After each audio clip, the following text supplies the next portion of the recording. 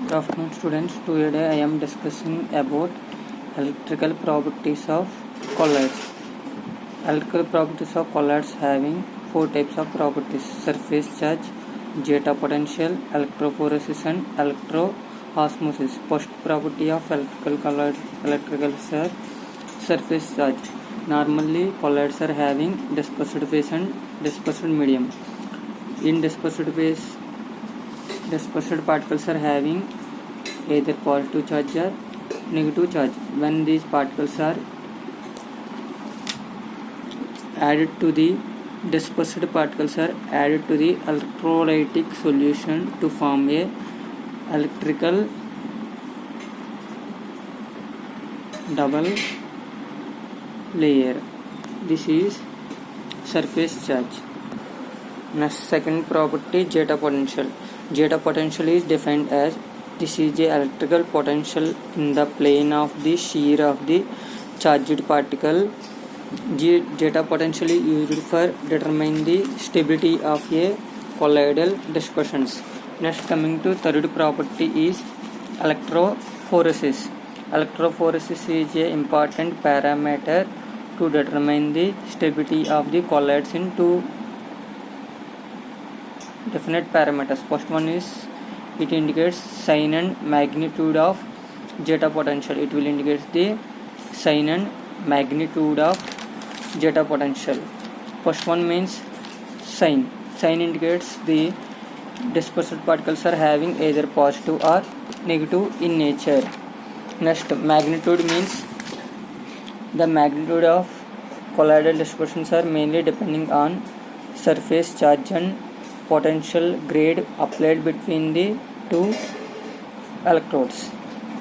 Next one, for studying the electrophoresis of colloidal dispersion, you will using ultra microscope.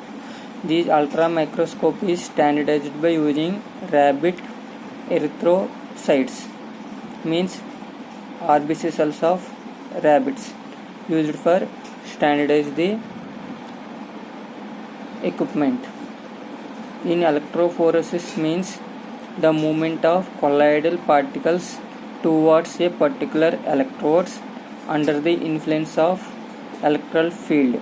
By the application of electrical field, colloidal containing dispersed particles are moved either anode or cathode. Based on the movement of particles, there are calculated as either positive or negative.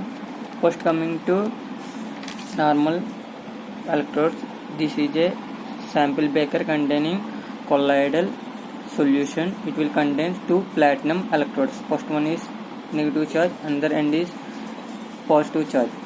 By the application of potential grade between two electrodes, colloidal dispersed particles are moved either to anode. In this solution, colloidal particles are moved to the cathode. So particles are having dispersed particles are having positive in nature. Next, coming to when the colloidal solution containing dispersed particles move to the anode side, the dispersed particles are having negative in nature. So based upon the movement of dispersed particles, you will determine the sign of the dispersed particles containing either positive charge or negative charge. The movement of or migration of dispersed particles mainly used by using following equation. The velocity of migration of particles or movement of migration of particles is directly proportional to the potential grade applied. When the applied potential grade or potential difference is increases, velocity of migration of dispersed particles also can be increases. It can be indicated by V is directly proportional to potential grade applied. V means velocity of migration of particles and E means potential gradient applied between two platinum electrodes.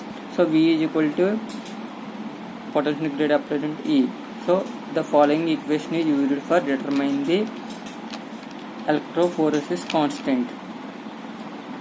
V means velocity, E means potential grade applied between platinum electrodes, N means viscosity of the colloidal dispersions, E means dielectric constant of the dispersed particles. The following equation is used for determining the electrical property of the colloids. Next, another parameter is electroosmosis.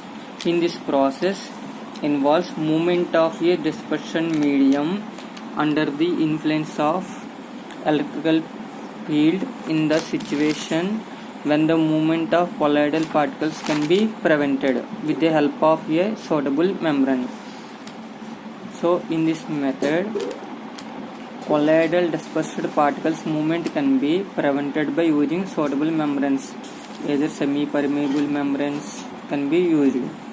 In this process, only colloidal dispersion medium can be passed, not colloidal dispersed particles.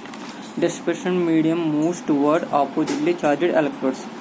Dispersion medium having positive charge, there are moved to the negative charged location. Colloidal dispersion is having negative charge, there are moved to the positive charge of electrodes. This is the electrical properties of colloids: surface charge, zeta potential, electrophoresis and electroosmosis. Next I will discuss about Donan membrane equilibrium and in another class.